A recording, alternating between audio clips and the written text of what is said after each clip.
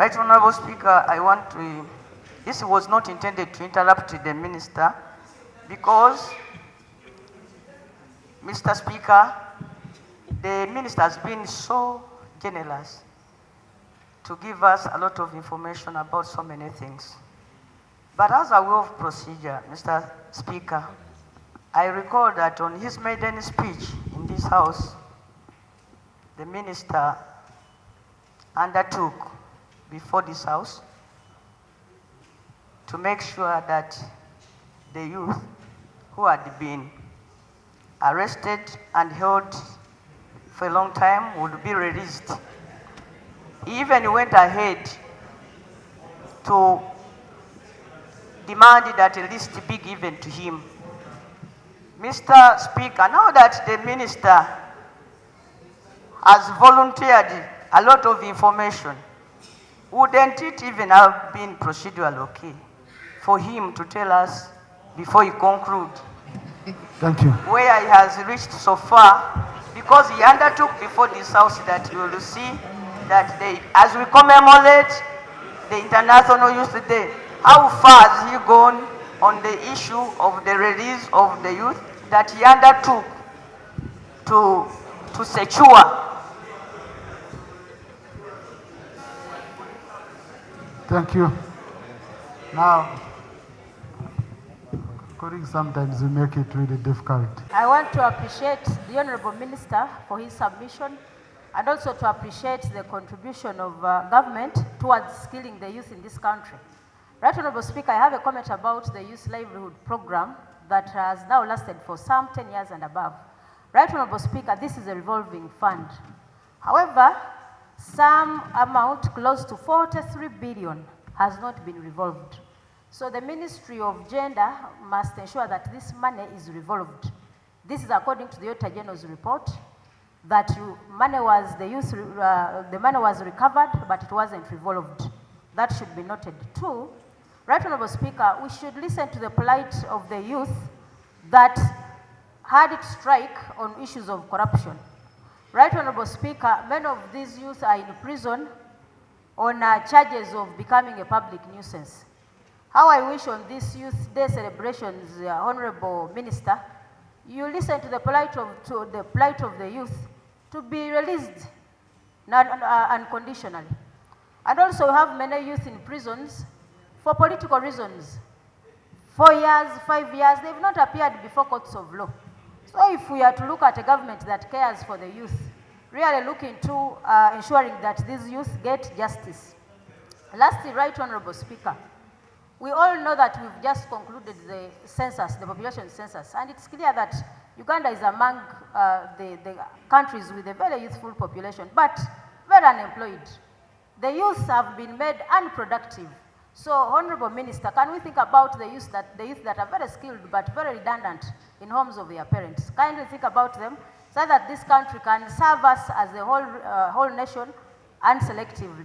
Last, Right Honourable Speaker, Zimbabwe as a district has been left out on issues of skilling centers, and we are among the most populated districts. So think about Zimbabwe as a district. We only have one vocational school. It is Rutunku Vocational School that is in Maogola North, far away from the most populated constituents of Maogola County. So, Honourable Minister for the Youth, think about, and even Maogola West of the Honourable Nifa, but Maogola County of Honourable Namboze is more vulnerable. So, think about, Honourable Minister, of how you can cater for Zimbabwe in a unique way. It's not being selfish, but Zimbabwe is very vulnerable in many areas. Thank you, Right Honourable Minister. Right Honourable Speaker. Thank you, Honourable Franka Kawi. I recall that on his maiden speech in this House, the Minister undertook before this House to make sure that the youth who had been arrested and held for a long time would be released. He even went ahead to demand that a list be given to him. Mr. Speaker, now that the Minister has volunteered a lot of information, wouldn't it even have been procedural okay for him to tell us before he concludes Thank you. where he has reached so far, because he undertook before this house that you will see that as we commemorate the International Youth Day, how far has he gone on the issue of the release of the youth that he undertook. Ask include the Honorable Chimosho, and the response of the minister will be brought here. Then we shall have chance. But if Honorable Sechkubo, as a member, you feel so aggrieved by the statements which were made by the Honorable Chimosho, our rules provide a window whereby you can make a statement of personal explanation under Rule 55. In case you need to do that, please get in touch. We will give you space. Yeah. Okay. Honorable Sewongo? Oh, let me first allow the government chief whip that she should involve other ministries to handle issues which are beyond land. But I wanted a focal minister, a focal person who would handle this issue. So I believe she will do a sufficient job. Honorable Sewongo? Thank you, Mr. Speaker. I received a petition from families in Remiaga, Zimbabwe, who claimed to have been illegally evicted from their lands and mistreated by Honorable Sechkubo Theodore, MP Remiaga County.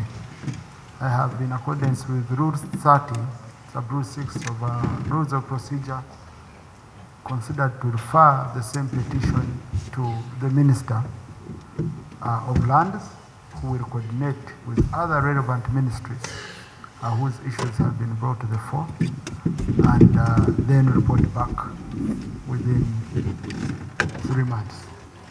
It was a wide petition. Under Rule 30, Sub-Rule 6, in the opinion of the Speaker, the petition can be referred to a committee or a minister who is responsible. I felt the minister, it needed a lot of investigative work than this one we usually see in the press, people coming and showing whatever they are showing. So the minister will go deeper, working with the relevant minister. Honorable colleagues, we shall handle matters of national importance during the Prime Minister's time. Next item. Item 3. Honorable Sechkubo, clarification from Honorable Sechkubo.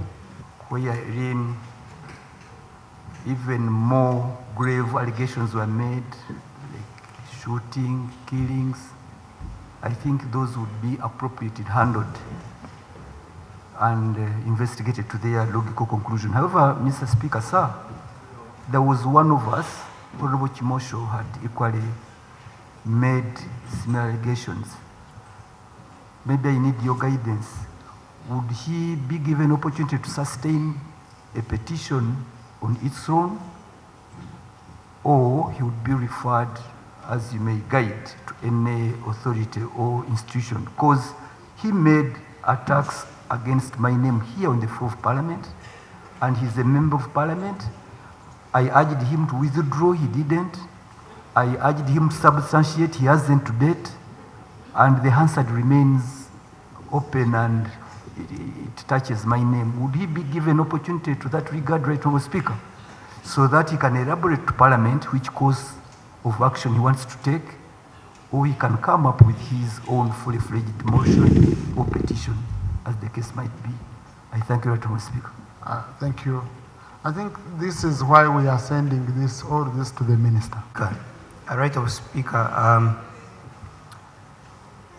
regarding the guidance you've given in the Honorable Sechkubo case, and then the fact that he has raised the other allegations of shootings and killings, would it not be a little more proper to look at these lands as arising out of these killings and so on, so that this matter either goes to internal affairs or internal affairs and lands together? Right, Honorable, we seek your guidance. Thank you. The critical matter, the issues to do with our entitlements in the House, that's where we should limit point of privilege. Otherwise, then I will not be able at any time. Any member will say it's my privilege to stand up and speak. It's my privilege. So let us limit it to that. But this is a very sensitive matter. I haven't been able to see the video, but also it's a matter which can inflame the nation depending on how we take it. Okay? So, Honorable Sewungu, I will take it up between the Minister of Internal Affairs and you so that we see how best. Because I don't think someone broke it because I'm a Catholic. I recite a rosary in my upbringing. I think I have what I have, whatever I have, because of the intercession of the Virgin Mary that comes through me reciting my rosary. That's how I survive, and that's how even, people don't know what protects us. That's what protects some of us. Okay? So really, honorable colleagues, I request. You've had in some countries, after such a submission, you hear demonstrations on the streets, burning what. So let us see a way, Honorable Sewungu usually guides. We are going to see a way of handling it better.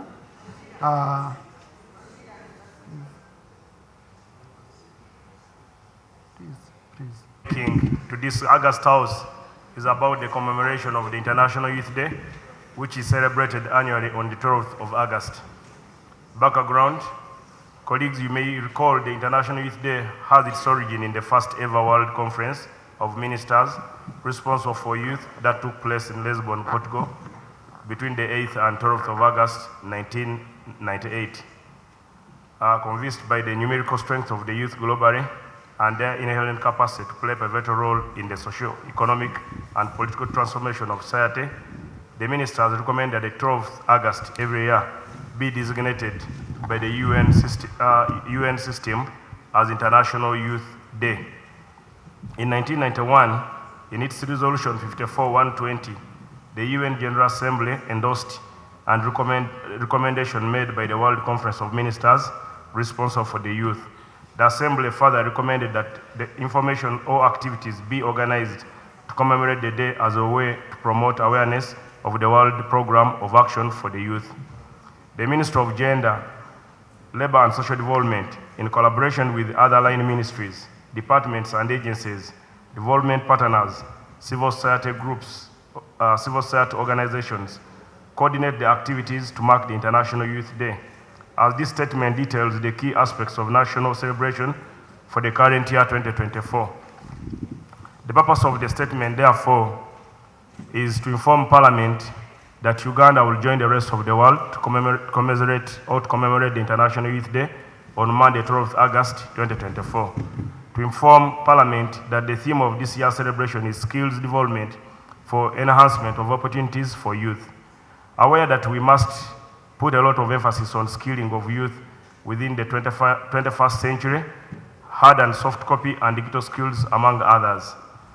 I'm here also to inform Parliament that Sorot District will host the celebration at Sorot Koa PTC, Sorot District. Inform Parliament that all local government and cities have been informed and guided to observe the International Youth Day in accordance with national guidelines for commemoration of national days. I'm here also to inform Parliament that His Excellency the President of the Republic of Uganda, Yoweri Kaguta Museveni, will preside over the celebration.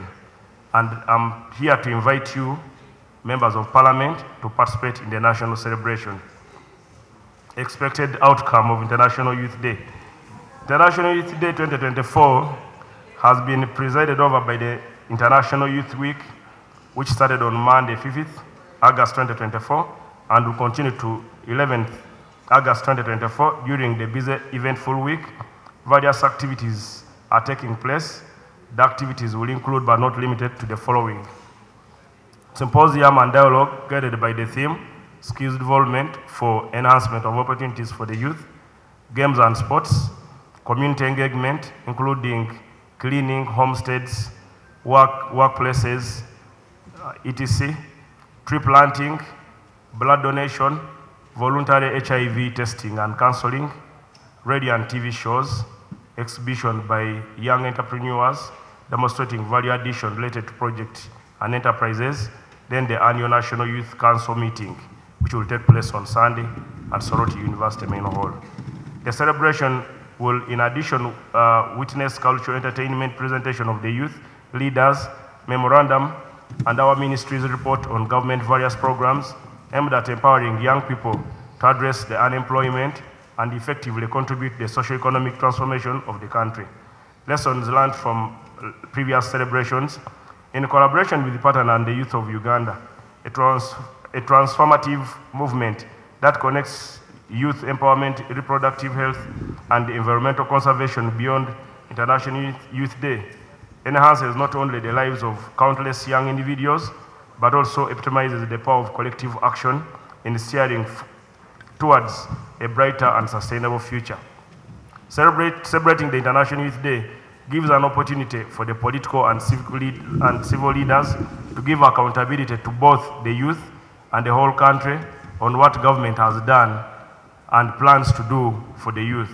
The young people are also able to state what they have done for themselves and commit to continue doing for their personal development as a contribution to sustainable national, socio-economic, and political transformation.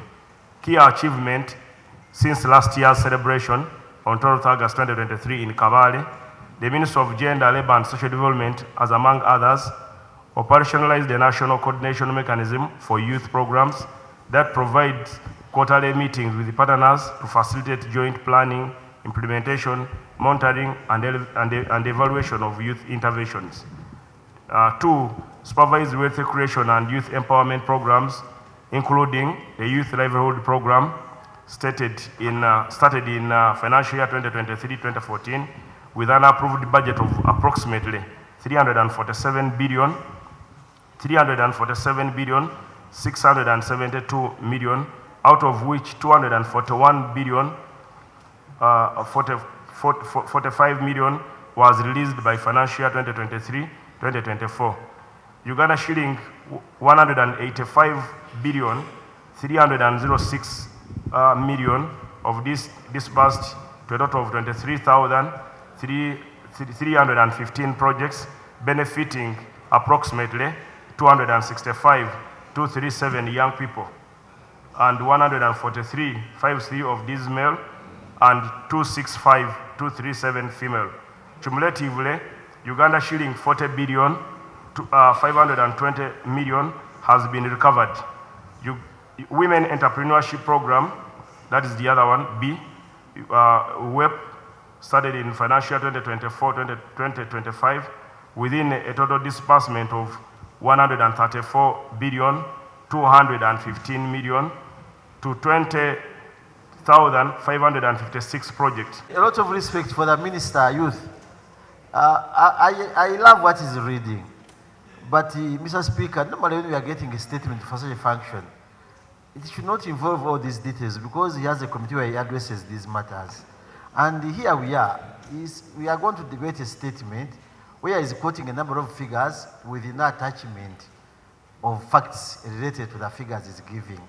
Wouldn't it be procedural, okay, Mr. Speaker, that we allow the new minister, he tables whatever he's stating, but again, the statement we get from him comes out in relationship to the function of the day for the youth, other than detailing figures that we cannot internalize and comprehend now. Right, Honorable Speaker. Thank you, Mr. Speaker. Yeah. Thank you very much, Mr. Speaker. No, please.